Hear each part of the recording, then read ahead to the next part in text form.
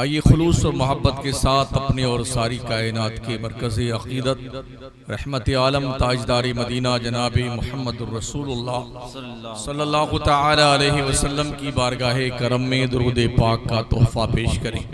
अल्लाहुम्मा सल्लि अला सय्यिदिना मौलाना मुहम्मदिन व अला आलिहि व अस्हाबिहि व बारिक वसल्लिम सलातुन व सलामुन अलैका सय्यदी या रसूलल्लाह अलैका सलातु वस्सलाम। मेरी मालूमात के मुताबिक कश्मीर से लेके कन्याकुमारी तक आज ये पहली मर्तबा पहला जलसा मैं देख रहा हूँ जिसमें इमाम हजरात की हौसला अफजाई के लिए एक मुस्तहसन इक़दाम किया गया है। पोस्टर पढ़ने के बाद मुझे लगा कि मगरिब की नमाज के बाद से लेकर के तकरीबन सारे इमामों ने 5-5, 10-10 मिनट खिताब भी फरमाए हैं और सबके अनावीन भी उसमें दर्ज हैं कि किसको किस उन्वान पे गुफ्तगू करनी थी। यकीनन उन्होंने अपना जो वक्त है उस वक्त में दीन की वो बातें आप तक पहुंचाई होंगी। ये वो तबका है जो सबसे ज्यादा मजलूम है। इस स्टेज पर आने वाला खतीब आज़म हिंदुस्तान हो या कोई भी इस तरह तशरीफ लाता है ना, कभी भी इस तरफ उसकी तवज्जो नहीं जाती है कि जो लोग यहाँ बैठे हुए हैं उलमाए किराम, अइम्मे किराम, इनके बारे में भी कुछ कौम से कहा जाए।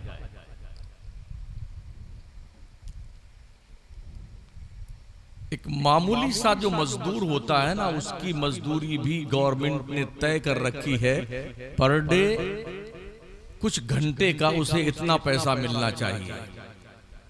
और इमाम जो होता है वो 24 घंटे का अल्लाह के घर का इमाम होता है। उसे एक दिन की भी छुट्टी नहीं मिलती है, न संडे की, न मंडे की और न ठंडे की। साल के 365 दिन का इमाम जिम्मेदारी के साथ जो इमामत कर रहा है, 5,000 रुपए, 6,000 रुपए, 7,000 रुपए ये तनख्वाह होती है हमारे उस इमाम की जिसके पीछे चौधरी साहब, नंबरदार साहब, प्रधान जी साहब, खूंखार साहब जितने भी है ना, सर झुका के नाक रगड़ के अल्लाह की इबादत करते हैं।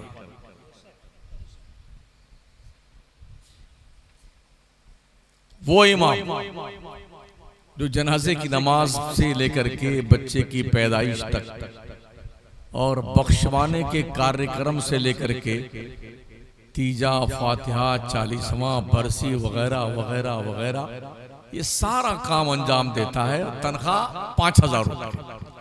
ये भी बड़ी हैरत है, किसी किसी इलाके में एक मस्जिद में महीने में 5-5 इमाम बदलते हैं। किसी खान साहब की थोड़ी सी बात नहीं मानी गई, निकालो इमाम साहब। लगता है इनके बाप की प्रॉपर्टी का नाम है इमाम साहब।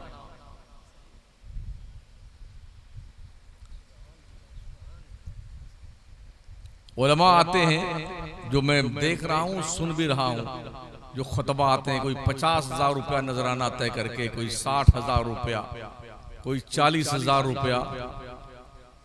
कितना ही बढ़िया किस्म का कपड़ा उपड़ा पहन के कोई दूल्हा बन के बैठा रहे ना, जब तक बाराती नहीं होते हैं दूल्हा अच्छा नहीं लगता है। ये सारे इमाम जो होते हैं ना, शुरू से लेके आखिर तक बेचारे बाराती की हैसियत से वाह वाह वाह वाह, जिंदाबाद जिंदाबाद, खतीब खुखार जिंदाबाद वगैरह वगैरह, ये पूरी रात करते हैं। लेकिन हमारी कौम का मिजाज ये है, आए हुए खतीब को 50,000 नजराना टिका कर भेजेंगे, शायर साहब को देंगे, और जब इनकी बारी आएगी तो आंखें मूंद के सूरदास बन जाते। गलत तो नहीं कह रहा हूं?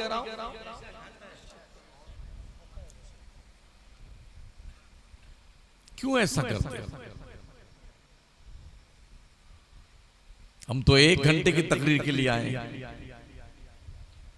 हालांकि मैं कोई ऐसा मुकर्रिर नहीं जो नजराना तय कर, अब तक नहीं किया है, और अल्लाह मरते दम तक इससे महफूज रखे। लेकिन जो हमने सुन रखा है ऑडियो वीडियो, क्या क्या लोग तय करते हैं, कैसे कैसे लोग तय करते हैं, और लोग बड़ी खुशी में देते हैं, कूद कूद के देते हैं। लेकिन अगर ये इमाम शुरू से लेके आकर यहां तक इख्तिताम तक न बैठे ना, तो खतीब साहब की बड़की टोपी भी किसी काम की नहीं है और मौलाना की बड़की पगड़ी भी किसी काम। मैं मुबारकबाद देता हूं हजरत हाफिज कारी शाही साहब को कि उन्होंने बहुत ही मुस्तहसन कदम उठाया है, और हमारे हर आलिम को चाहिए कि वो इनका सपोर्ट करें। और कौम के लोगों, अपने इमाम को इतनी तनख्वाह दो, इतनी तनख्वाह जिससे कि उसके घर का खर्चा चल सके, वरना बिजनेस करना तो इन्हें भी आता है ना यार। मुर्गी पाल लेंगे, बकरी पाल लेंगे, बंबई चले जाएंगे, कलकत्ता चले जाएंगे, इससे अच्छा कमाएंगे। दीन सीखा है तो इसलिए दीनदार की हैसियत से वो अपनी जिम्मेदारी निभाते हैं। आपका कोई कर्जा इनके ऊपर नहीं है। ये उलमा बाज़ाब्ता तौर पर बाबुल बुयू के जितने असनाफ हैं सब पढ़ते हैं। बे मुजारबत क्या है, बे इताअती क्या है, बे सलम क्या है, ये सब उसकी बारीकियां जानते हैं।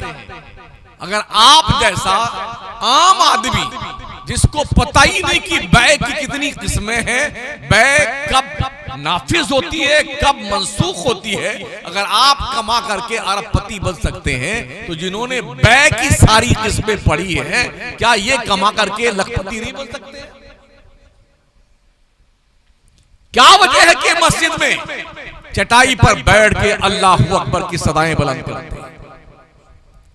आप और आपके बच्चों की जिंदगी में इस्लामी इनकलाब बर्पा करने के लिए इनकी कदो काविशें होती हैं, ताकि कौम के लोग दीन से जागरूक हो, बेदार हो, और इनके अंदर दीन की कदरदानी पाई जाए, लोग इस्लाम से जुड़े रहे, अल्लाह के महबूब बंदे बन जाए। वरना इसके अलावा इनका मतमह नजर और क्या हो सकता है?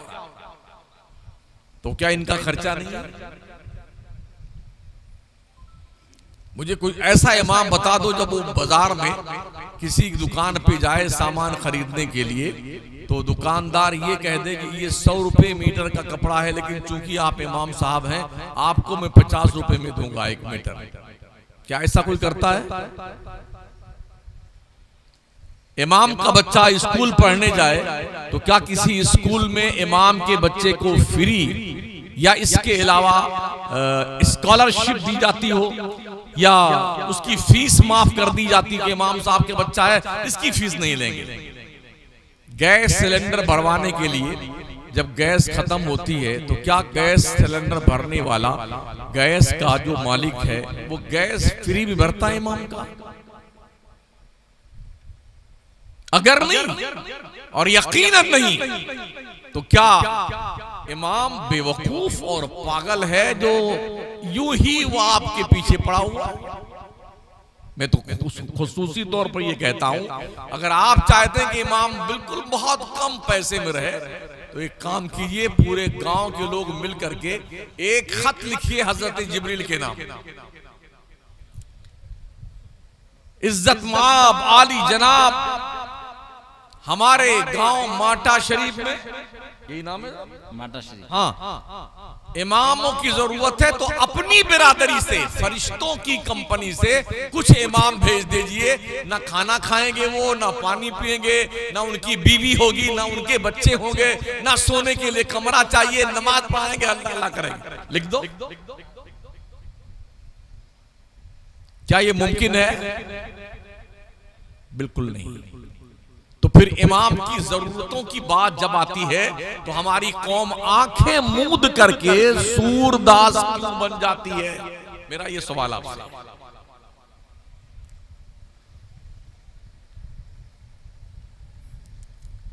और इसके अलावा जिसकी घर में मुर्गी नहीं सुनती ना, मुर्गी, वो भी बेटा मस्जिद में आएगा तो इमाम को 4 बात सुनाएगा।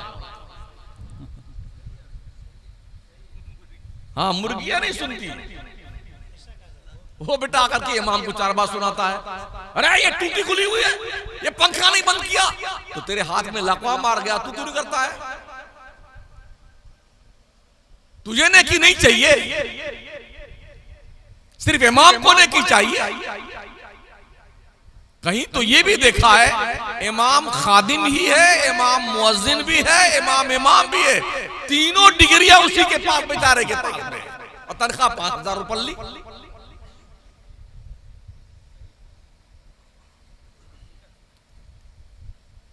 शायद तुम्हें पता नहीं है इनका रुतबा क्या है।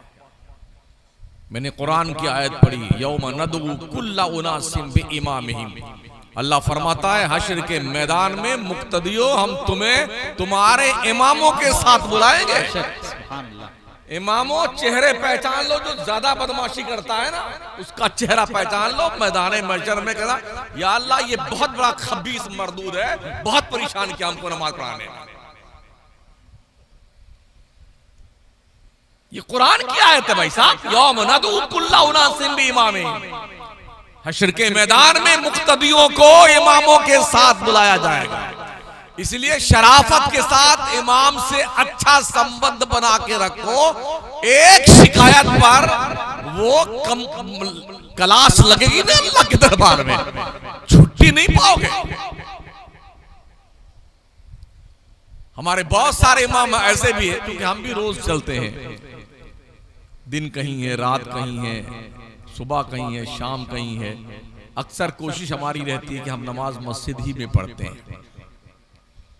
हम भी इमाम ही हैं मस्जिद के।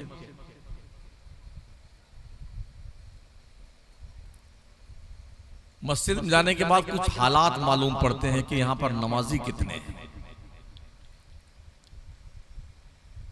क्योंकि किसी भी कौम की अमीरी और गरीबी का अंदाजा 2 तरह का होता है।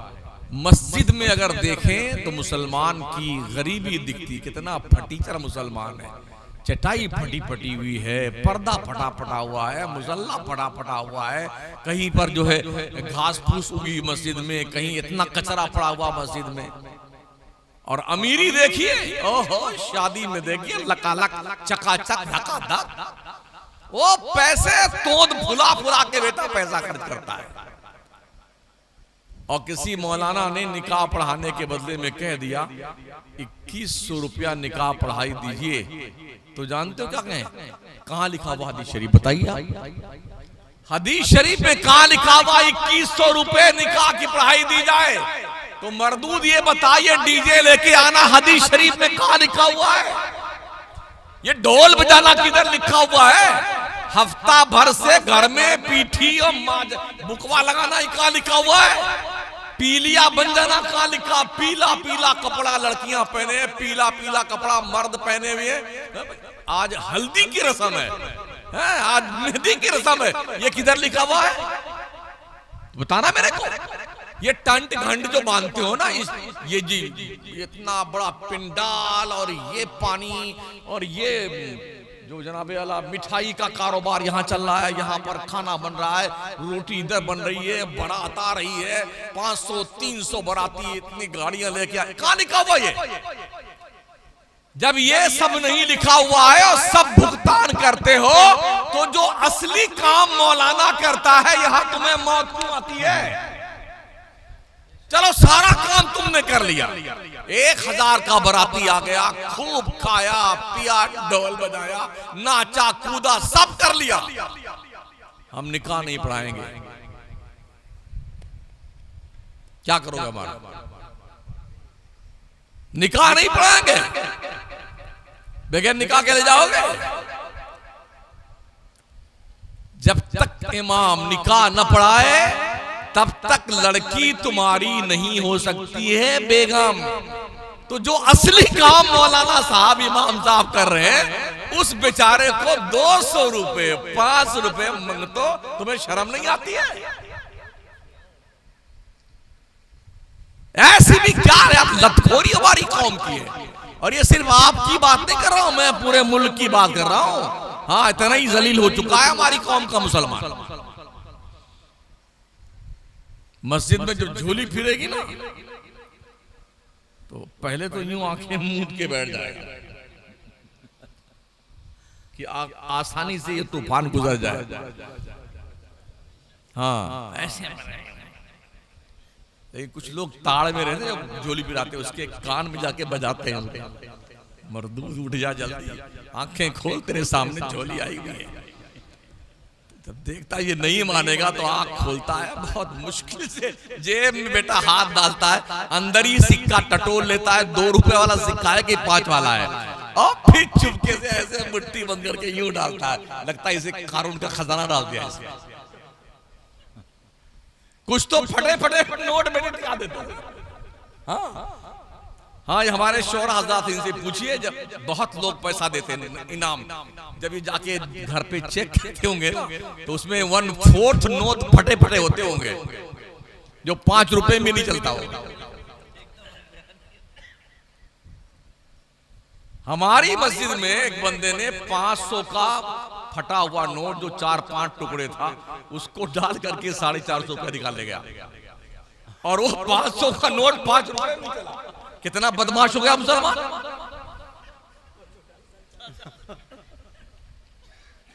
और सोचता है कि कोई जान तो पाया नहीं। ओ बंदे सुन, तेरा रब फरमाता लन तनालुल बिर्र हत्ता तुनफिकू मिम्मा तुहिब्बून वमा तुनफिकू मिन शैइन फइन्नल्लाह बिही अलीम। तुम्हें नेकियां उस वक्त तक नहीं मिलेंगी जब तक अपनी चॉइस की चीज अल्लाह के रास्ते में खर्च नहीं करोगे। और तुम जो कुछ भी खर्च करते हो अल्लाह खूब जानता तुमने चुपके से क्या डाला है, फटा फटा नोट डाला है कि 2 रुपए का सिक्का डाला है, अल्लाह जानता है। ये हालत है हमारी कौम की। देगा नहीं 5 रुपया झोली में, और कोशिश जहां कूलर लगा हो वहीं बैठता करके क्या होता है, बहुत गर्मी लग रही है, ठंडा पानी उसको पीने को चाहिए। शर्म का शर्म। हम जिस शहर में रहते हैं ना मकराने में, पूरी दुनिया के माबूदाने बातिल वहीं पैदा किए जाते हैं। हाँ वहीं बनते हैं, इतने छोटे से लेके बड़े तक सब वहीं पटक पटक के बनाए जाते हैं। और फिर उनका जो है मान सम्मान, उनका जानते हो, एक आदमी 1 करोड़ रुपया देता है अपने बुत खाने के लिए, 2 करोड़ रुपया लेकर लोग खड़े रहते हैं कतार में कि मेरा पैसा कबूल कर लिया जाए धर्म के मामले में। आप कैसे मुसलमान हैं? मस्जिदें देखिए तो बिल्कुल लावारिस की तरह, कोई ढंग का कारोबार हमारा नहीं। मदरसे देखिए, कहीं की ईंट कहीं का रोड़ा, भानुमती ने कुंभा जोड़ा। मदरसा गरीब नवाज कैसा है मैंने देखा तो नहीं, रात में आया हूं मैं, वो तो अभी ज़रे तामीर। मादूदे चंद इदारे छोड़ दीजिए, पूरे मुल्क के इदारों की हैसियत, कैफियत, कंडीशन ये है कि दरवाजा लगा हुआ है तो कुंडियां टूटी हुई, खिड़कियां ही नहीं है, बाथरूम में भी कुंडी नहीं है। जरा एक दिन तो हम पहुंचे, गए पेशाब लगा हुआ, अंदर गए बैठे, वो तो खैरियत तो कोई आया नहीं, अंदर कुंडी नहीं थी।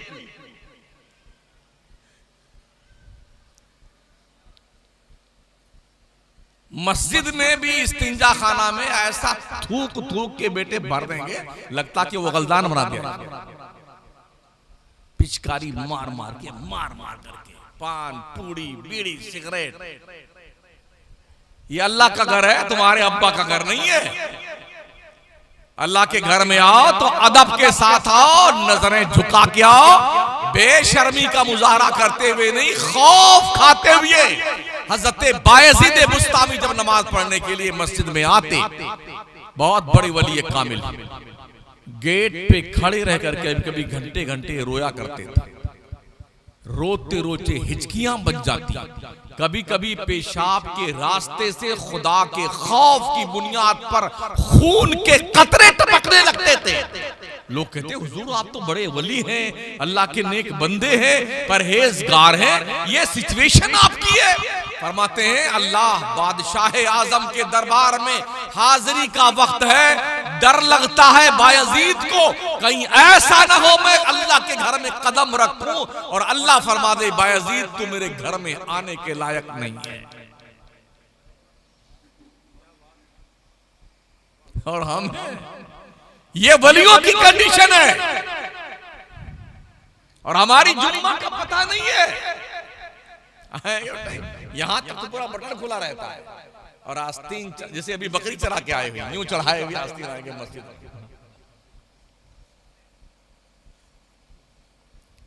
तकब्बुर मत किया करो, घमंड मत किया करो। नशा किसी भी चीज का हो एक ना एक दिन उतर जरूर जाता है। नशा चाहे पैसे का हो, नशा चाहे कुर्सी का हो, नशा चाहे हुस्न का हो, नशा चाहे ताकत का हो, नशा चाहे खानदानी रउमत का हो, एक ना एक दिन उतरता जरूर है। हमने भी देखा, आपने भी देखा होगा। हमने ऐसे ऐसे पहलवानों को देखा है ना, जो चलते थे तो लगता कि बिल्कुल भैंसा यूं चलते हैं, सीना तान कर। कोई बोलता नहीं डर के मारे, मगर जब अल्लाह की पकड़ आई ना, कसम रब्बे काबा की, ऐसी घिग्गी बदी बेटों की ना, ऐसी घिग्गी बदी कि मरते मरते उनकी औकात दुनिया ने जान ली। इन्ना बत्शा रब्बिका लशदीद, बेशक तेरे रब की पकड़ बहुत सख्त है। अल्लाह जब पकड़ करता है ना तो फिर छुट्टी नहीं देता। बहुत बुलंद फिजा में तेरी पतंग सही, मगर ये सोच भी ले डोर किसके हाथ में। अल्लाह ने दौलत कभी दी ना तो फिरौन, नमरूद, कारून बनने की कोशिश मत कर। रुतबे दिए हैं तो खुदाई का दावा मत कर बैठना। ताकत दिए तो मजलूमों पे जुल्म मत करना, इसलिए कि मजलूम की आह और बाबे इजाबत इलाही के दरमियान कोई फासला नहीं होता है। कोशिश करो, आपके जरिए से अगर किसी को फायदा नहीं पहुंचता है तो नुकसान भी नहीं पहुंचना चाहिए। इन्नल्लाह ला यज़लिमु मिस्काला ज़र्रा, बेशक अल्लाह किसी पे जर्रा बराबर जुल्म नहीं करता। अल्लाह खुद भी जुल्म नहीं करता और अल्लाह जालिमों को पसंद भी नहीं करता है। इन्नल्लाह ला युहिब्बुज़ ज़ालिमीन, अल्लाह मुतकब्बिर लोगों को पसंद नहीं करता है। जो घमंडी लोग हैं ना, अल्लाह उन्हें भी पसंद नहीं करता है। जो फजूल खर्चियां करने वाले हैं, अल्लाह उन्हें भी पसंद नहीं करता। इन्नल मुबद्दिरीना कानू इख्वानश शयातीन, अल्लाह फरमाता फजूल खर्ची करने वाले शैतान के भाई हैं। इसलिए हर चीज का एक दायरा होना चाहिए, उस बाउंड्री को क्रॉस करके जाने में आपके लिए सिवाय तबाही के और कुछ नहीं है। कानून इंसानों के लिए, जानवरों के लिए नहीं। एक जानवर अगर नाली में पानी पीता है तो कोई नहीं उसे मना करेगा कि जानवर है, पानी कहीं भी पी सकता है। गंदा पानी पी रहा है, कुत्ता है, गाय है, बकरियां है, भेड़ है, नाली का पानी पीते हैं, कोई रोकता उन्हें। लेकिन कोई इंसान अगर नाली का पानी पीने लग जाए तो लोग क्या, अरे दिमाग खराब है, अरे भाई सब नाली का पानी यार, अरे मान जा यार, और फिर नहीं मानता है, पीना चाहता है, तो आप क्या कहेंगे? लगता है इसका कोई मेंटली डिस्टर्ब मामला है, स्क्रू ढीला हो गया इसके दिमाग का। पता चला जानवर के लिए कानून नहीं है, इंसान के लिए कानून है, और मुसलमान के लिए दोहरा कानून है। एक इंसानियत का कानून और एक इस्लाम का कानून। इस दोनों कानून की पालना करने वाले को मुसलमान कहते हैं।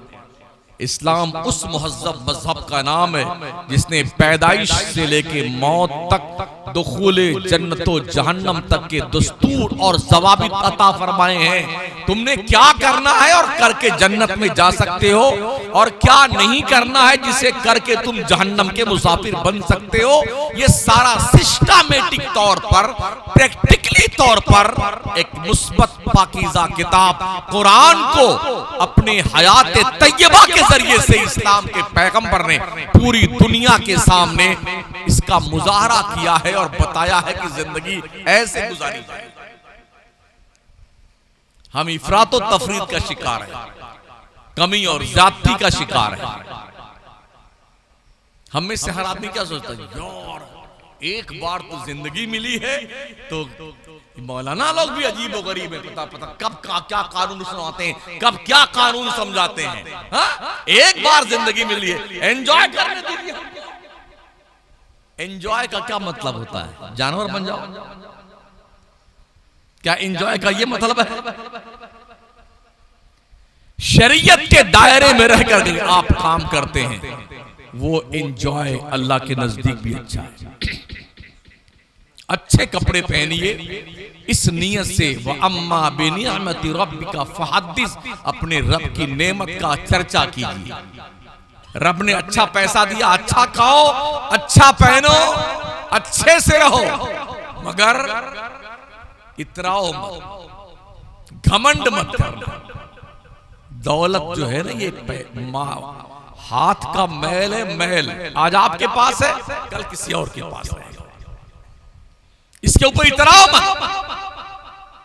अल्लाह ने दी है, अल्लाह के नेक बंदों की तरफ जब दौलत आती थी ना, तो अल्लाह की पनाह मांगते थे इस डर से कहीं ऐसा तो नहीं कि अल्लाह दौलत के जरिए से हमें आजमाइश में मुब्तला करना चाहता है।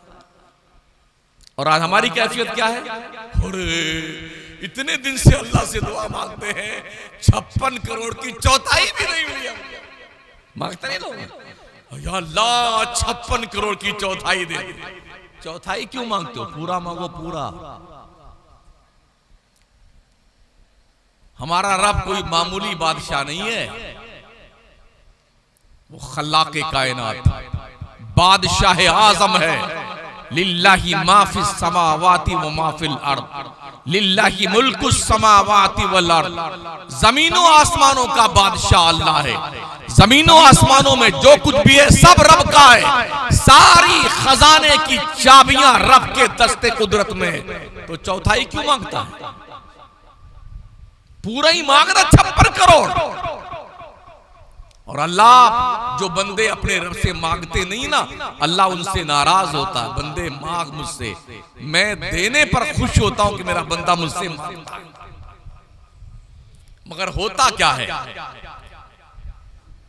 हम इतने मतलब परस्त हैं, जब जरूरत पड़ती है तब अल्लाह अल्लाह करते हैं। आपने देखा होगा लॉकडाउन के पीरियड में, यहां लगा था, नहीं लगा था? लगा था। 5 आदमी नमाज पढ़ सकते थे मस्जिद में, 5 आदमी। जुम्मा के दिन भी, पंजवक्ता भी।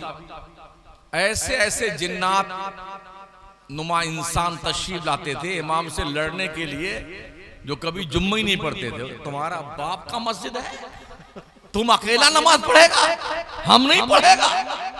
लॉकडाउन में इमामों की नींदें हराम कर दी, और लॉकडाउन खत्म हुआ तो उन बदबख्तों का पता नहीं चला जैसे गधे के सर से सींग गायब, जो मौलाना लोग लड़ने आते थे इमाम से।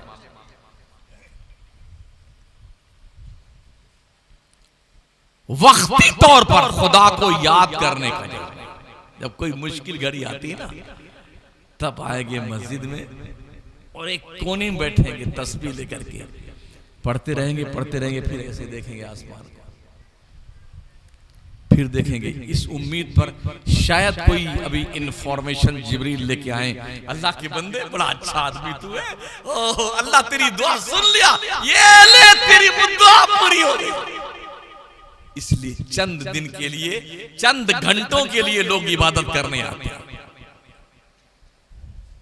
और जब कुछ दिनों तक ना मन्नत पूरी नहीं होती ना, बोले इतने दिन से नमाज तो पढ़ ही रहा हूं, मेरा कुछ हुआ ही नहीं। कितना कितना बेसुध है इंसान।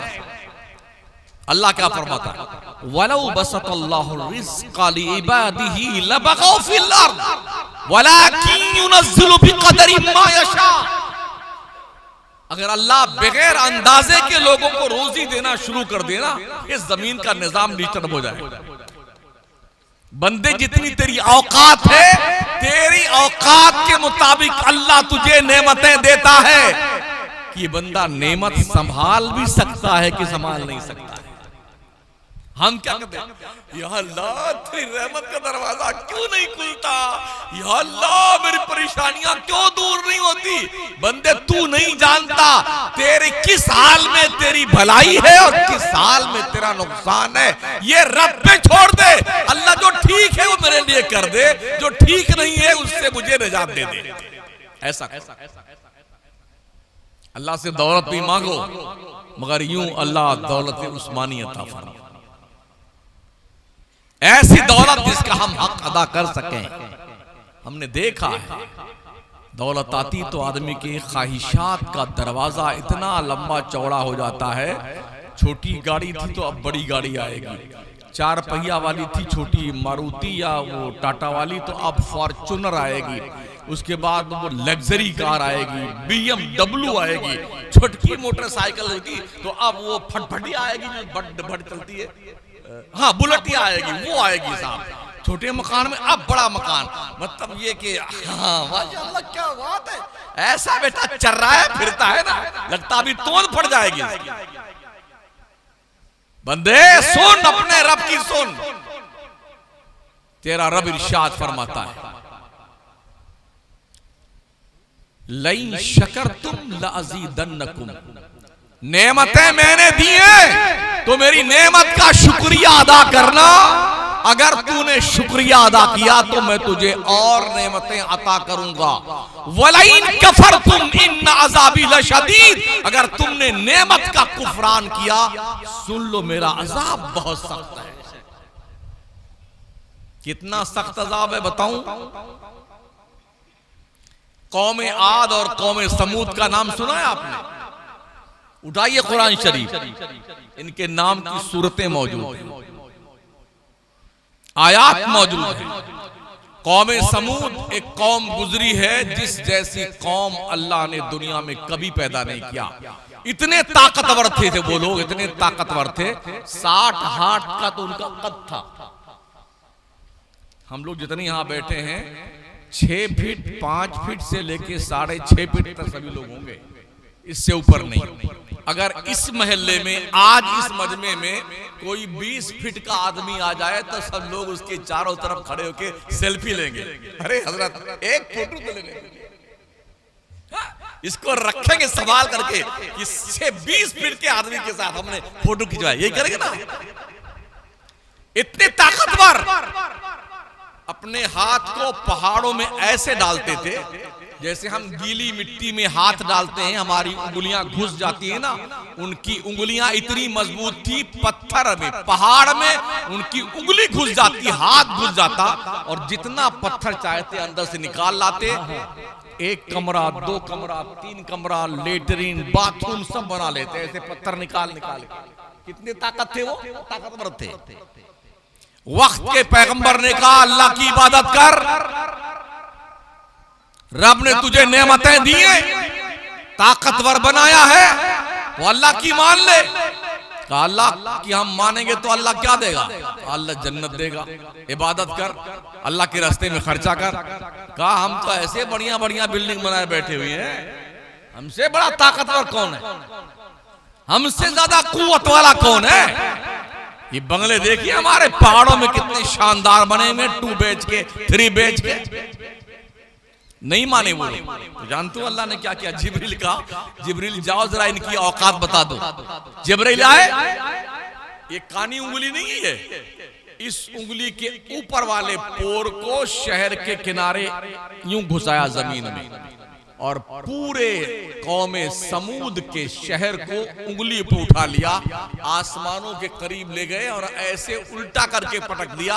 वो 2 BH और 3 BH के बंगले उनकी कब्रों में तब्दील हो गए। कहानी खत्म हुई इमाम उन मरदूद लोगों की। ये वाकया कुरान में मौजूद है। कौमे आद भी गुजरी, वक्त के पैगंबर ने उन्हें भी वार्निंग दी अल्लाह की मानो, वो भी नहीं माने तो अल्लाह ने उन पर तूफान का अजाब भेजा। और वो आंधी ऐसी आई ना, ऐसी आंधी, 7 लयालियों व 8 अय्याम हुसूमन फतरल कौमा फीहा सराअत कअन्नहुम आजाज़ु नखलिन खाविया। 7 दिन 8 रातें तूफान आंधी चलती रही। और क्या किया आंधी ने?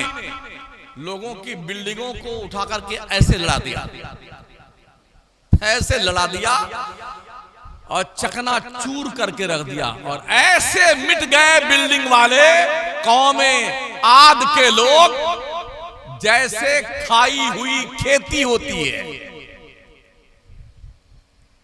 कुरान में मौजूद। हमें डर नहीं लगता अल्लाह से, हमें खौफ नहीं आता परवरदिगार से, गोया हमने अल्लाह की ताकत का अंदाजा नहीं लगाया है। हम नजरें बचा करके जुर्म कर बैठते हैं। कुछ तो ऐसे हैं धड़ल्ले से जुर्म करते हैं, एहसास तक नहीं होता है। इमामों पे जुल्म, उलमा पे जुल्म, मशाइख पे जुल्म, गरीबों पे जुल्म। लेकिन जब अल्लाह की गैरत को जलाल आता है ना, तो कभी कभी वो अपना करिश्मा दिखाता है। एक बादशाह जिसने अपने महल बनाने के लिए प्रिंट आउट निकलवाया कि इसकी डिजाइनिंग तैयार की जाए,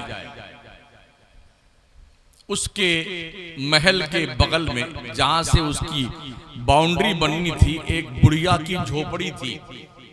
तो उसने कहा कि पैसा कितना भी ले लो बूढ़ी अम्मा, ये अपना झोपड़ा यहां से हटा लो, कहीं और जाके आबाद हो जाओ। उसने कहा कि हम कहीं नहीं जाएंगे, हम यहीं रहेंगे। कहा हम आपका महल बना देते हैं अलग, बादशाह सलामत के घर से थोड़ा दूर हट करके वहां चल के रहो। कहा बिल्कुल नहीं जाऊंगी मैं तो मेरे घर में रहूंगी। बादशाह का महल बन गया, जो उनका प्रिंट आउट था उस आधार पर। जब पूरा महल बन के तैयार हुआ, बुढ़िया की झोपड़ी उसी महल की दीवार से टच में थी। इंजीनियर ने कहा बादशाह सलामत चलिए जरा जियारत फरमा लें अपने महल की, महल बन के तैयार हो गया है। बादशाह निकला दौरे पे अपने महल का सर्वे करने के लिए। चलते चलते उसे बुढ़िया की झोपड़ी दिखी, जो उसके बादशाह के खूबसूरत महल के टच में थी। कहा ये बुढ़िया ने बात नहीं मानी? कहा नहीं मानी। कहा इस बुढ़िया की झोपड़ी को तोड़ फोड़ करके नामो निशान मिटा दो। इतना हुक्म मिलना था बादशाह का, कारिंदों ने बुढ़िया की झोपड़ी के परखचे उड़ा के रख दिए, नामो निशान मिट गया। बुढ़िया कहीं जंगल में लकड़ी काटने गई थी कि बेच बाच करके घर का खर्चा चलाएंगे। उसने जब आकर देखा तो उसका घर पता ही नहीं कहां चला गया। उसने लोगों से पूछा कि हमारा मकान किधर गया, हमारी झोपड़ी किधर गई? किसी ने कहा कि बादशाह ने तेरी झोपड़ी को तोड़वा दिया है। कहा क्यों? कहा तू चूंकि इस झोपड़ी को अपने बादशाह के महल के साथ सटा के बनाए हुए थी, उसके बादशाह का महल अच्छा नहीं लगता था तो तेरी झोपड़ी गिरा दी गई। बुढ़िया वहीं खड़े खड़े आसमान की तरफ देखती है। ए मेरे रब, मैं घर में नहीं थी, तू कहां था? एक जुमला था, दर्द भरा हुआ। इतनी बात उसके मुंह से निकली थी, अल्लाह का गजब जाहिर हुआ, बादशाह का पूरा महल धंस गया।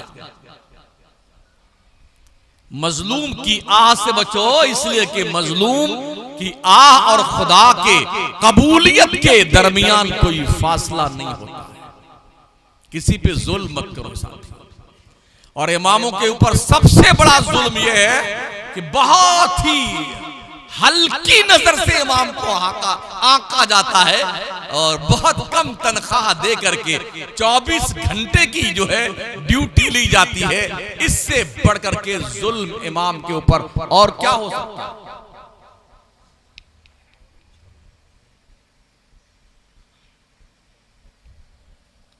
एक साहब ने शिकायत करी, एक जगह मैं तकरीर करने गया था कि हमारे इमाम साहब अक्सर जो है रोजाना किसी नमाज में 2 रकअत वाली को 3 पढ़ा देते हैं और 3 वाली को 4 पढ़ा देते हैं, कभी 4 वाली को 2 ही पे सलाम फेर लेते हैं। तो मैंने इमाम साहब से मुलाकात की, यार इमाम साहब क्या बात, ऐसा क्यों करते हैं? कहा क्या बताएं हजरत, तनख्वाह 4000 रुपए, जब नियत बांधता हूं तो फिर मैं मस्जिद में नहीं रहता हूं। हमने कहा कहाँ रहते? कहा बाजार चला जाता हूं। या अल्लाह, नियत की मैंने 2 रकात फर्ज वक्त फजर वास्ते अल्लाह के मेरा काबा शरीफ अल्लाह अकबर कर लिया, तो उसके बाद जो है या अल्लाह लहसुन 200 रुपए किलो है, या अल्लाह पेट्रोल भी 100 रुपए के ऊपर लीटर है, या अल्लाह गैस भी खत्म हो गई, कहां से आएगी, या अल्लाह बच्चों की फीस भी भरनी है। हजरत बस ये सोचते सोचते कब सजदा हम करते, कब सलाम करते, हमें पता ही नहीं चलता है। हमने कहा मुक्तदियो तनख्वाह इतनी दो अपने इमाम को कि नियत बांधने के बाद वो बाजार ना करे। हाँ मस्जिद में रहा करे।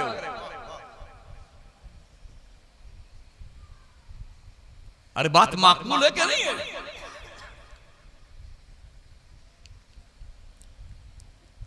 एक सरपंच साहब ने प्रधान जी ने कहा इमाम साहब एक आदमी को, तुम नमाज पढ़ाना जानते हो? कहाँ जानते हैं? कहा हमारी मस्जिद में नमाज पढ़ाओ, 40 दिन तो मुस्तकिल तुमने पढ़ाना है। कहा ठीक है साहब। कहा 5 साल अगर तुमने नमाज पढ़ा दी मुकम्मल तौर पर तो हम तुम्हें 5 भैंस इनाम में देंगे। वो मुर्रा भैंस, इसके अच्छे दूध ज्यादा पैदा होते हैं ना, वो बढ़िया वाली भैंस देंगे 5 साल के बदले में। कहा ठीक है साहब। बेचारा बड़ी मेहनत से लगन से पढ़ाता रहा 5 साल। जब 5 साल पूरे हुए, कहा प्रधान जी वो 5 साल पूरे हो गए, भैंस तो दे दीजिए। कहा हमने तुमको नमाजी बनाने के लिए 5 साल का जो कहा था ना, 5 भैंस देने का लालच दिया था ना नमाजी बनाने के लिए। कहा नहीं दोगे? कहा नहीं। कहा सुन लो, हमने भी 5 साल बगैर वुजू टरकाए हैं। पढ़ लो नमाज बेटे, 5 साल की दोहरा लो।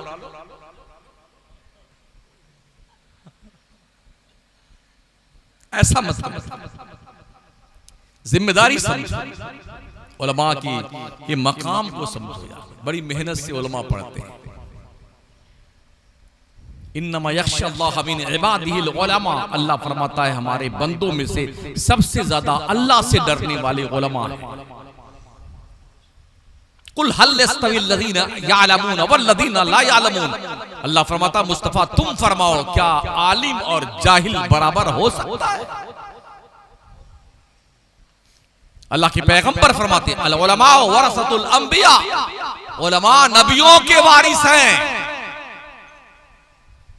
अल्लाह के पैगंबर फरमाते उग़दु आलिमा औ मुतअल्लिमा औ मुस्तमिया औ मुहिब्बा वला तकुनिल खामिस फतालिक, या तो आलिम बनो या तालिब इल्म बनो, या आलिम से मोहब्बत करने वाला बनो, या आलिम की बात सुनने वाला बनो। 5वां मत बनना वरना बर्बाद हो जाओगे।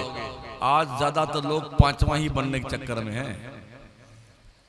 मौलाना, अच्छा मौलाना अगर मोटरसाइकिल कहीं से खरीद लाया तो कितने कहीं लंबा हाथ मारा मौलाना ने, क्या कहते हैं, कहीं लंबा हाथ मारा है। 5000 रुपये तनख्वाह में गाड़ी तो नहीं आ सकती, इसका मतलब कहीं गड़बड़ शड़बड़ किया है इमाम साहब ने।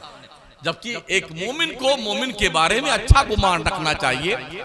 मोमिन का गुमान मोमिन के लिए अच्छा होना चाहिए। अल्लाह फरमाता वला तजस्ससु, लोगों की टोह में मत पड़ो भाई साहब। जनाब आली अल्लाह का ये फरमान है, लोगों की टोह में मत पड़ो, तजस्सुस में मत पड़ो। समझ रहे हो?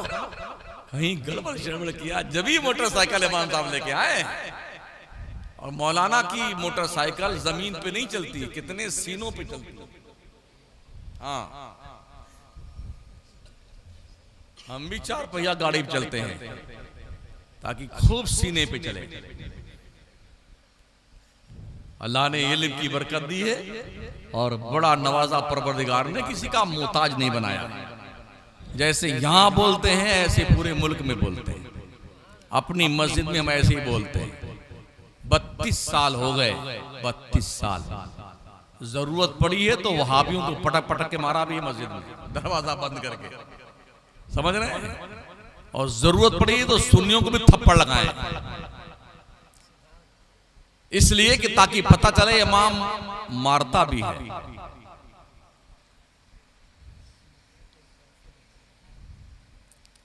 हर मौलाना को पहलवान होना चाहिए, ये सुन लीजिए। हाँ, बॉडी बिल्डर बनिए, वर्जिश कीजिए, जोडू कराटे सीखिए, कभी जरूरत पड़ जाए मस्जिद ही में तो मैदान थोड़ा संभाल लिया कीजिए।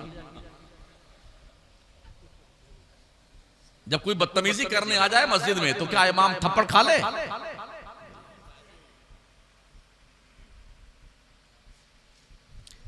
मैंने कहा ना, जिसके घर में उसकी मुर्गी नहीं सुनती है ना, वो भी बेटा आकर के मस्जिद सुनाता है 4 बार इमाम साहब।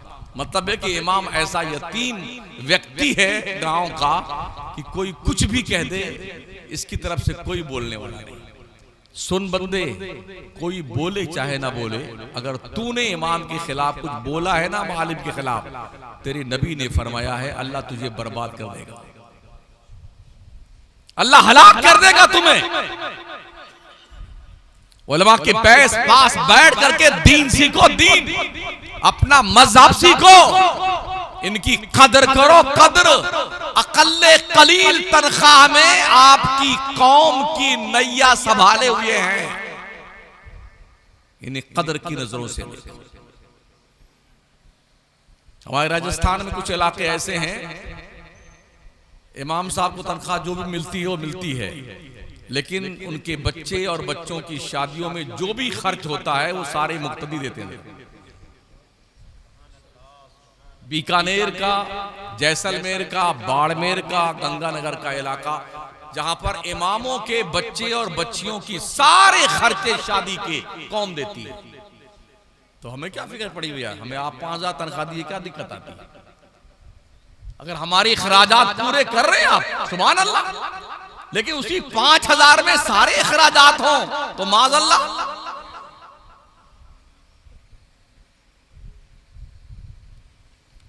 हमारे यूपी में, बिहार में, झारखंड में, वेस्ट बंगाल में, उड़ीसा में यही हालत है। 5000 6000। अच्छा, जो तनख्वाह मौलाना लोग पाते हैं ना, 50000 70000 सरकारी नौकरी वाले, वो भी कभी पलट कर नहीं देखते कि ये गरीब बच्चे जो बंदे हमारे इस्लामी भाई हैं, कम इनके हक में 2 बात बोल तो दी जाए यार। ना कहीं नहीं है, हम भले हमारी दुनिया भले। एक साहब का खिताब सुना था मैंने, अच्छे खतीब हैं, बड़ी फटकार लगाई थी इमामों को, आपने भी सुना होगा कि कौम तुमको 5000 तनख्वाह देती है, इस पे कनात नहीं करते हो। कोई उन हजरत से पूछे 50000 रुपए आप लेके जाते हो, कनात नहीं करते हो? एक रात के जलसे में 40000 20000 50000 रुपया नजराना लोग लेके जाते हैं, तो उनको रोज हर दिन कहीं ना कहीं जलसा होता है। 50000 40000 एक तकरीर का 1.5 घंटे की मान लीजिए, तो वारे नहीं आ रहे हैं, तो उनको तो सबर नहीं आ रहा है। इन बेचारों को सबर आना चाहिए जो 5000। अगर ये ना चाहे जो हमारे इमाम बैठते आकर के ना, तो आपको क्या पता शमसुद्दीन कहां रहता है।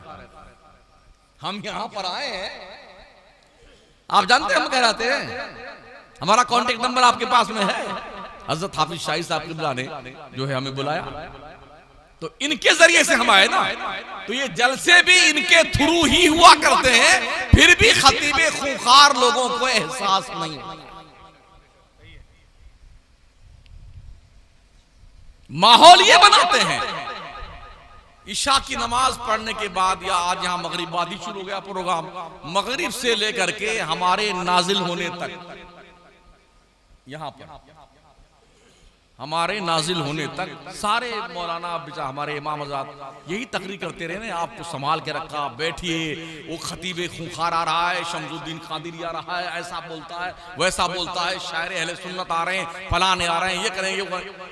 3-4 घंटा बेचारे ये मेहनत करके आपको रोक के रखे ताकि मेरी बात आप सुने, शायर की शायरी आप सुने, तो क्या इनका कोई वैल्यू? सोचिए और 100 बार सोचिए, अगर इस पर हमने नजरसानी नहीं किया तो बड़ा लॉस, बड़ा नुकसान होगा हमारा और आपका। अगर ये निकल पड़े, जैसे भी लॉकडाउन के पीरियड में बहुत काबिल काबिल उलमा जो माशाल्लाह शम्स बाज़गा, मुल्ला हसन जैसी किताबें, सिदरा मिर जाहिद जैसी किताबें पढ़ाते थे ना, उन्होंने भी लाइन छोड़ दी पढ़ाने की। हाँ, तनख्वाह मरदूदों ने दी, लॉकडाउन के पीरियड की तनख्वाहें नहीं दी, जो 5-6 हजार देते थे मरदूदों ने वो भी नहीं दिया। तो उन उलमा ने ये रास्ता छोड़ दिया। वो पढ़ाते कितने आलिम बनते, हाफिज बनते, हदीस पढ़ाते, फिक़ह पढ़ाते, तफसीर पढ़ाते, लेकिन छोड़ दिया। एक आलिम के हवाले से मैंने जब उनका रिकॉर्ड ढूंढा तो मिला, उन्होंने बिरयानी की दुकान खोली और अपने यहाँ उन्होंने 18 मौलाना को बिरयानी खिलाने और डिस्ट्रीब्यूट करने पे रखा। एक एक आलिम को वो 20-20 हजार तनख्वाह देते थे। और जाहिर सी बात है, जब हमारा होटल है तो हम कितना कमाते होंगे। उन्होंने ये लाइन छोड़ा पढ़ाने लिखाने की, तो कम से कम 20 मौलाना को जो 55 हजार पाते थे, 20-20 हजार तनख्वाह देते थे और अपना भी वो लाख रुपए महीने कमाते हैं। तो कमा तो ये भी सकते हैं, इसलिए कि ऐसा नहीं कि आपके पास 2 हाथ है, इनके पास एक ही है, आपके पास 2 टांगे हैं, इनके पास एक ही है, आपके पास 2 आंख है, इनके पास एक ही है। ऐसा नहीं है, सब बराबर अल्लाह ने दिया है। बस थोड़ी हिम्मत की बात है।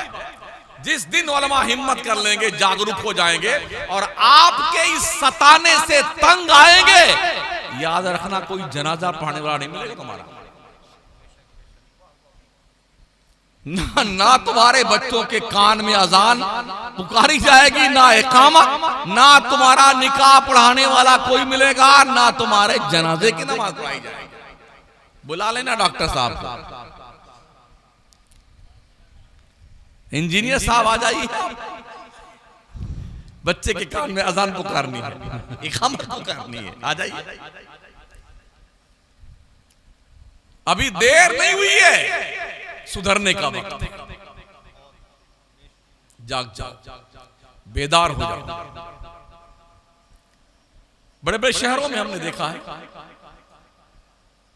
तरावी पढ़ाने वाले हाफिज कुरान को कहीं कहीं 2-2, 3-3 लाख रुपए मिलते हैं।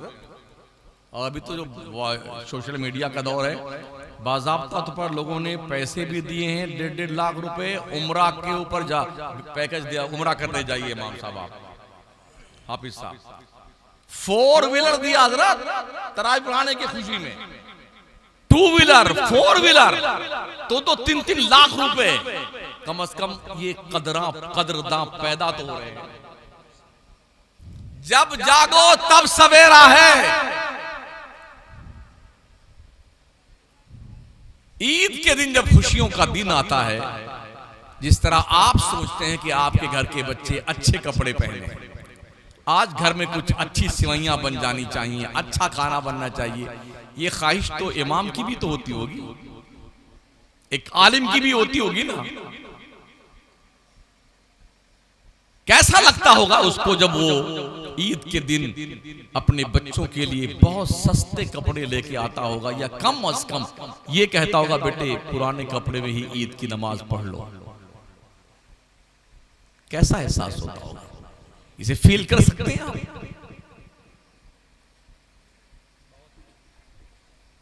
चूंकि ये इमामों का जलसा है, इसलिए मैं इमामत बोल रहा हूं। देखिए, एक शाम इमामों के नाम, हाँ, एक शाम अइम्मे मसाजिद के नाम। हमें ये एहसास दिला रहे हैं आपको। हमारे कुछ ऐसे भी मुक्तदी हैं अल्हम्दुलिल्लाह कि ईद की तारीख आने से 2-4 दिन पहले भी 10-10, 5-5 हजार रुपए चुपके से नजराना पेश करके जाते हैं, और ईद के दिन भी सिवैयां पीने आते हैं तो भी 5,000 नजराना देके जाते हैं।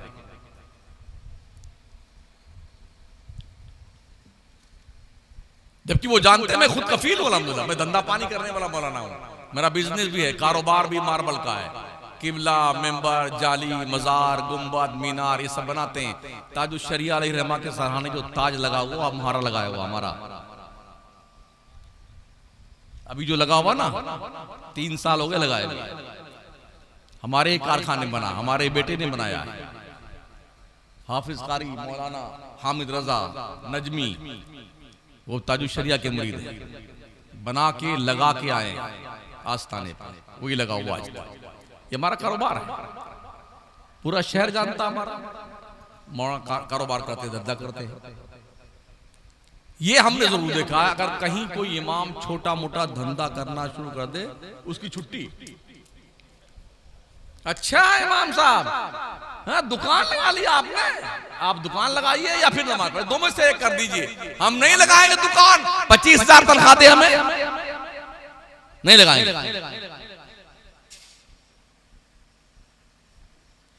अल्लाह का शुक्र है, जरूरत पड़ती है हम भी मस्जिद में चंदा देते हैं, 50,000 रुपया, 10,000 रुपए, जहां बड़े बड़े सीढ़ियों मुंह तक। इमाम साहब ने 50,000 रुपया दिया। खुद कफील बनने की जरूरत है। जब तक आलिम खुद कफील नहीं होगा, हक बात नहीं बोल सकता है। चमचागिरी करेगा, उसके तलवे चाटेगा, उसके तलवे चाटेगा। यहां से कुछ टुकड़ा मिल जाए, यहां से कुछ टुकड़ा मिल जाए, यहां से मिल जाए, ताकि जिंदगी गुजर जाए। हमें खुद कफील बनने की जरूरत है।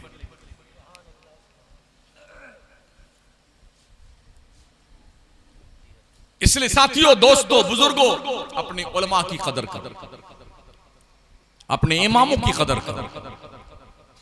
जिस तरह आप अपने घर में बच्चों का खर्चा संभालते हैं, ऐसे ही आपकी जिम्मेदारी बनती है। या तो तनख्वाह 25 से 30,000 रुपया मंथली इमाम का कीजिए, या कम से कम इमाम के बच्चों के पढ़ाई का खर्चा आप अपने सर पे लीजिए कि बच्चा जो पढ़ेगा उसका फीस हम देंगे, ड्रेस हम देंगे, किताबें हम दिलवाएंगे। बीमार पड़े तो उसका सारा पैसा खर्चा हम देंगे जो बीमारी पे खर्च हुआ। सुभान अल्लाह, अगर ऐसा होता तो अच्छी बात है। हमारे इमाम आजम रहमतुल्लाह ताला अलैह सबसे बड़े इमाम थे, मगर कूफा के सबसे बड़े व्यापारी थे, सबसे बड़े ताजिर थे। बगदाद मुअल्ला में सरकार इमाम आजम का मज़ार पुरवकार है। क्या शान मेरे इमाम, उनके रोजे पे हाजिरी होती है ना, तो ऐसा लगता है अब भी फकाहत के जलवे फूट रहे हैं रोजे ना।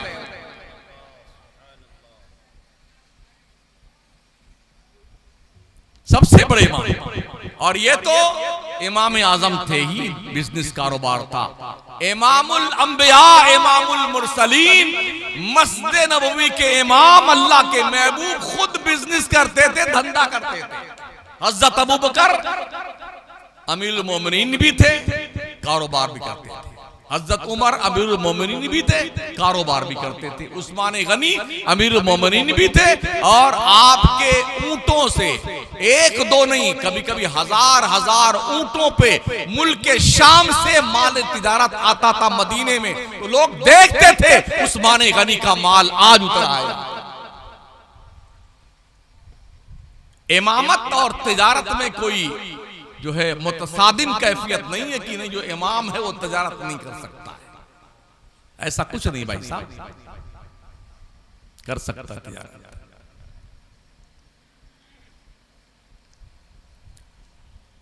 माटा शरीफ के लोगों कुछ समझ में आ रहा है? कुछ हूं हां तो करो। जो अवार्ड दिया गया है, ये हौसला अफजाई की इमाम,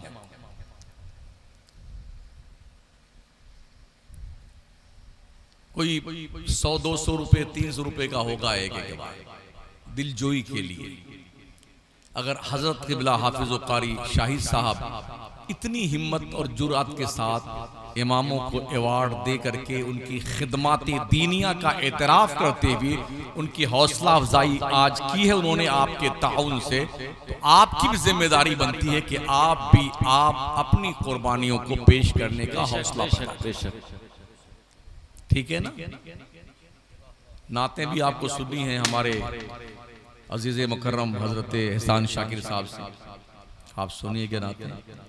लेकिन ये गुफ्तगू जो मैं आपसे कर रहा हूँ, मैं चाहूं तो मैं इतना चिल्लाऊं, 150 किलोमीटर की रफ्तार से तकरीर करूं, मैं एक तोड़ के फेंक दूं, लेकिन मैंने ऐसी तकरीर तकरीबन कोई 20-25 साल से ही करना छोड़ दिया। तूफानी तकरीर, हाँ, तकरीरें समझाने के लिए होती हैं, जमाने के लिए नहीं होती। हम ये देखते हैं सरकार आला हजरत का उर्स होता है बरेली शरीफ में, इस्लामिया इंटर कॉलेज के स्टेज पर जितने मुकर्रिर जाते हैं, जिनको 10, 5, 15 मिनट मौका मिलता है ना, उनका एक ही मतमहे नजर होता है, यहां अगर नंबर आ गया तो पूरे मुल्क में हमारी धूम मच जाएगा। ये सोच होती है। मुझे एक बार भी नंबर नहीं आया है। मेरे रब ने आला हजरत सरकार के सदके में ऐसे ही धूम मचा रखी है। कभी मैं उर्स में जाता ही नहीं, अजमेर शरीफ के बिल्कुल करीब रहता हूं, उर्स में नहीं जाता। उर्स से हटके जाता हूं, फातिहा पढ़ता हूं, हाजिरी देता हूं, चला आता हूं। गुज़िश्ता 2 साल उर्स रज़ा के मौके पे मुझे फोन भी आया कि मौलाना आप आइए, मैं नहीं गया। हमारे इंटरनेशनल अनाउंसर हजरत अनीस सिवानी साहब थे, अली अहमद सिवानी साहब हैं कि इंतकाल हो गया, हाँ, अल्लाह गरीक रहमत फरमाए। मजहर इस्लाम के सालाना जलसे में तकरीर करने में गया। मैंने 1.5 घंटा तकरीर की इल्म की फजीलत के बारे में। मेरी तकरीर के बाद वो 10 मिनट तबसरा करते रहे कि हमने अल्लामा फसीही गाजीपुरी की अनाउंसरी की है, अल्लामा निजामी की है। एक जमाने के बाद मुझे ऐसी तकरीर सुनने को मिली है। मुझे बहुत अफसोस है, हमारा ऐसा खतीब इस्लामिया इंटर कॉलेज के जलसे में क्यों नहीं आता। ये सेम जुमला है जो हजरत अली अहमद सिवानी ने फरमाया। तो मैं अर्ज कर रहा हूं, हमने कहा हजरत मुझे चमचागिरी नहीं आती, मुझे चापलूसी नहीं आती, बस यही वजह कुछ। तो मैंने जो बातें आपके सामने रखी हैं, आपको गौर व फिक्र करने के लिए, अपने जिंदगी में कुछ एहसास बेदार कीजिए कि मुझे कुछ करना है। अपने बच्चों की परवरिश तो जानवर भी करता है, हम अशरफुल मखलूकात हैं, हम अपने बच्चों की भी परवरिश करते हैं, और जो इस लायक है कि उनकी परवरिश में मदद की जाए, उनकी भी परवरिश करना हमारा अखलाकी फरीज़ा बनता है। अल्लाह फरमाता है यौम नदू कुल्ला उनासिम बिइमामिहिम। 1 घंटा हो गया तकरीर करते हुए, और अब आप नाते सुने। तकरीबन 2500 किलोमीटर बाई रोड टैक्सी से सफर करके अभी मैं कोई शायद 1-2 घंटा कहीं सोया हूंगा तो सोया हूंगा। तो इस तरह आप कहां पहुंचाऊंगा। छत्तीसगढ़ बरेली शरीफ, परसों उधर थे हम, रात में बलरामपुर में थे, आज यहाँ आपके यहाँ हैं, कल फिर जो है बहराइच शरीफ में। तो इस तरह अल्लाह ने आबोदाना कहाँ कहाँ छींट रखा, वहाँ जाना है। और लोग गौर करते हैं। कभी ऐसा भी हुआ है, टांडा में भी मैं शब रात में तकरीर करके आया था, 2 तकरीरें मेरी थी। ईद बाद फिर मैं गया वहाँ, जब तकरीर करने के लिए एक बंदा मिला, कहा हज़रत मैं नमाज कभी नहीं पढ़ता था। जब मैं मस्जिद में नमाज पढ़ने गया, उसने कहा मैं नमाज कभी नहीं पढ़ता था, आपने शब रात में तकरीर की, तब से मैंने नमाज नहीं छोड़ी। तो मेरे दिल को बड़ा तस्कीन मिला कि कम से कम तकरीरें मेरी ज़ाया तो नहीं जा रही। मैं जो बोल रहा हूं कम से कम कोई एक्सेप्ट तो कर रहा है ना। असर मुरत्तब हो रहा, भले हम तक उसकी इत्तला हो ना हो ये अलग बात है, मगर ये असर तो मुरत्तब हो रहा है ना। एक नौजवान अप टू डेट किस्म का आदमी जो कभी नमाज नहीं पढ़ता था, 5 वक्त नमाज, ऐसे कितने लोग हैं जिनकी जिंदगियों में तगय्युर और तबद्दुल पैदा हुआ, जो गुनहगार थे नेकूकार बन गए। 1-2 नहीं, सैकड़ों स्टूडेंट्स जो कॉलेज में पढ़ते हैं, यूनिवर्सिटी में, वो हमारे राब्ते में रहते हैं। जब भी कोई प्रोफेसर लेक्चरर उन्हें उल्टी सुल्टी बात समझाता है तो सीधे मेरे पास फोन करते हैं, सर इसका जवाब क्या है। उनका कहना यह कि हम किसी मौलाना मुफ्ती को फोन करते हैं तो या तो फोन बंद रख के सोते रहते हैं, जब सोने का वक्त होता है आराम में खलल न वाक़े बंद कर लेते मोबाइल। अब हमें इस वक्त जरूरत पड़ी है, अगर हमें इस वक्त रहनुमाई न की जाए तो हमारा वो स्टूडेंट जो दूसरे के बहकावे में आकर के ईमान से हाथ धो बैठता है, इसलिए 24 घंटा मेरा मोबाइल ऑन रहता, कभी बंद नहीं होता। रात में 3 बजे कोई फोन करता मैं उसका जवाब देता हूं, 4 बजे फोन आता मैं उसका जवाब देता हूं। मुझे पता है अक्सर जो इमाम हजरात हैं देहात गांव में थोड़ा कम पढ़े लिखे होते, कभी कोई देवबंदी उनसे उलझ जाता है, बर वक्त उनकी रहनुमाई न की जाए तो या तो वो जलील हो जाएगा और या फिर अपने ईमान से हाथ धो करके उसके साथ चल जाएगा।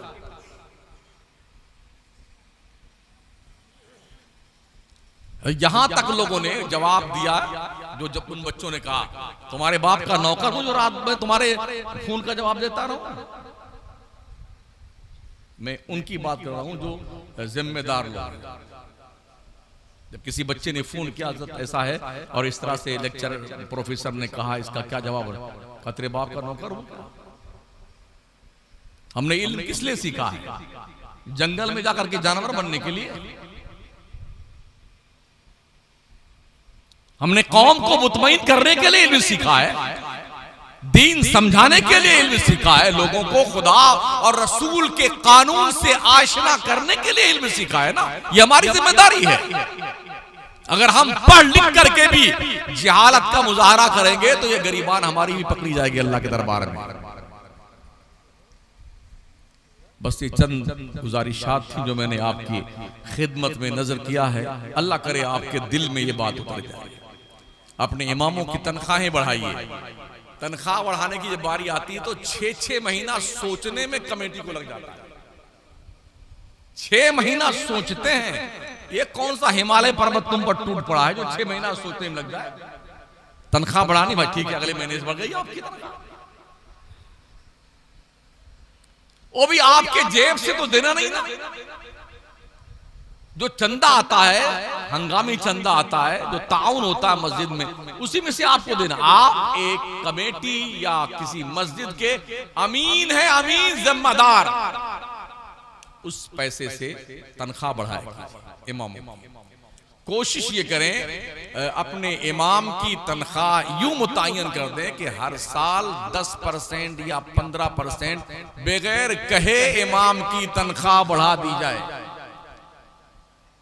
जिस तरह से गवर्नमेंट के स्कूलों में है, सरकारी स्कूलों में बगैर कहे उनका टीए डीए फीए क्या होता सब बढ़ता रहता है नहीं, ऐसे ही कम से कम ये मुतय्यन कर दिया जाए 10% या 15% सालाना। ईद की नमाज हुई, ये तनख्वाह बढ़ गई बगैर कहे। अगर ऐसा आप करेंगे तो इमाम का दिल भी चौड़ा होगा, खुश होगा और मेहनत से दीन का काम करेगा और आपका ये ताउन यकीनन उसकी जिंदगी में इनकलाब का पेश खीमा साबित हो सकता है।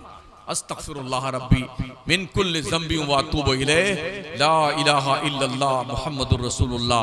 अस्सलामु अलैकुम व रहमतुल्लाहि व बरकातहू।